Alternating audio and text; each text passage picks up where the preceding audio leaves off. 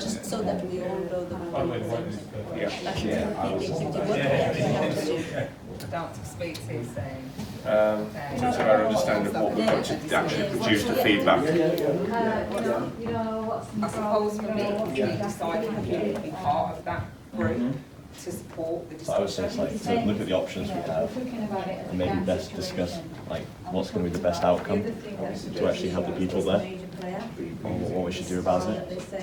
And to move to that outcome, do we want to do the thinking next to the three scenarios first, to then draw us towards more of a consensus and inclusion? We might not have a consensus, we might have a different opinion.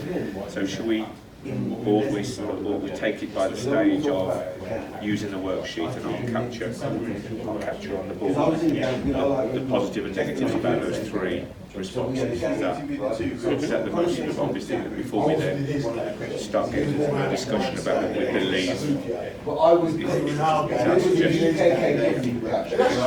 I'll scribble and the floor's open, especially if you have experience. Right. In a similar scenario. Positives of that. And then we'll do the negatives. What would be leading by example? Is that our target? It has to be something that's of joint interest, isn't it? So when we're saying antisocial behaviours, there's going to be varying degrees of that. Has it just been a scuffle that's happened between them? Is it a verbal argument that looks like it's going to escalate into something, or has it been serious violence that's taken place? So it would depend on the degree, so I suppose for the benefit of this now, we decide what is that scenario. Any more positives about maintaining our offer? We've looked at those things, but we're looking at actually, is this something that's going to happen? Still got positive. Yeah. So that would come in the fact finding session, wouldn't it, in terms of us finding out how long, who's involved, how long it's been.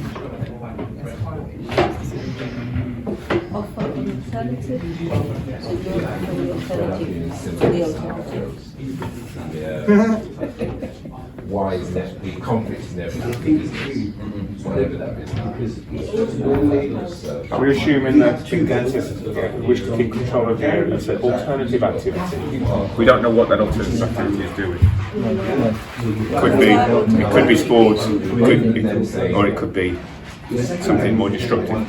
From our perspective, so from our perspective, an activity that was community-led, which is the opposite of we can put economics here, so we can split it into, Mostly with the boys is the mom. Right? You I was going to say, I wonder if the alternative activity that is the bit that is coming up against what we're trying to do. So alternative is their own, because obviously organisation, their own, it's an alternative to what people are trying to do, to the right thing, be established. create some kind of dialogue with them. I think that's one of the other approaches in the meeting. Is there any? Yeah, they're offering an alternative, which means it's against the status quo. So it's the competitive story then. Are there any obvious negative outcomes for us continuing? What could happen if we continue our activity in light of this alternative activity? To be seen as a threat to them. So there's a risk in terms of. I'd say reaction, risk of a reaction. Yeah, or conflict. Maybe that they're like not open to change if you're not change your offer. They may be threatening violence. Unless we get the pockets loose, the carrot is the stick. Most of the other stuff around bringing this together and making sure could contain young people being restricted and exploited by the gang, and to ensure that the gang would not disrupt your work. So action, positive and negative outcomes. So I get all those comments. So what else can we do? Or we could just Bring business.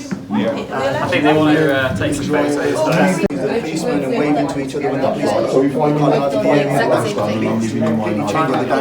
And the younger you get them, the better it is actually. And I remember trying this with 3, 4, 5-year-olds, and then 10, 12, 13-year-olds, and it works. We had a great year. We had the youth club running, and unbeknownst to them, we'd invited the local police to come along. They came in their 2 cars, parked up outside, and people stood, the kids could see them from the windows, and it was amazing to watch their reaction. Some of the kids just came across to the session, police is that side, some hid behind 2 minutes! and some says, oh, what they're doing here. And it wasn't until it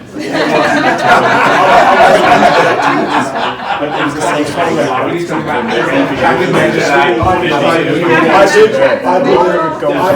did a 3 minute on the square. Try and force it By that too much now, I've got 30 education, seconds left to hold it or take it. What you say then tackles all of this stuff. It's just about sort of keeping that, making sure that office is sustainable and can run for a period of time. It's not just a drop in, we've got a bit for a couple of weeks. If there is a gang, Active activity is being provided in the area by local gang interests who wish to keep control of the area, and are also sponsors of local sports and arts tournaments, brackets, battles. So we've got 3 choices. A, this is our responses to A, maintain our existing offer. So we talked about what the pros and cons, the positives and the negative outcomes would be of maintaining our offer in the light of a gang providing alternative offers in the community. So we said by maintaining it, we'd be leading by example, we'd maintain our presence, we've been offering it, we'd carry on, and there would be an alternative offered to what the gang was offering. It would be community-led, we'd still be providing hope, and we'd be engaging, well this is when Jeff largely with this disruption, wasn't it? We'd be engaging and making use of tech, and we'd extending our reach. The negatives of maintaining our offer would there be a risk of a reaction from the alternative provided by the gang, that we would be not open to change, the risk would be a threat, it could be violence, it could be intimidation of service users, our users, we could lose users, and there might be a less attractive offer and a lack of awareness. So there were some of the things, and we didn't make a choice of any 1, 2 or 3 of these. I think we felt that the response could involve all of them, and we absolutely would want to maintain an offer, but we're now more aware of the consequences of doing so and the opportunities of doing so.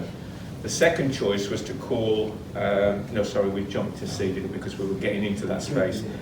So we went straight to meet, what's the implications of meeting with gang members? So if we actually directly met with the gang members, which then positively, we'd be talking about opportunities, we'd open up a conversation with them,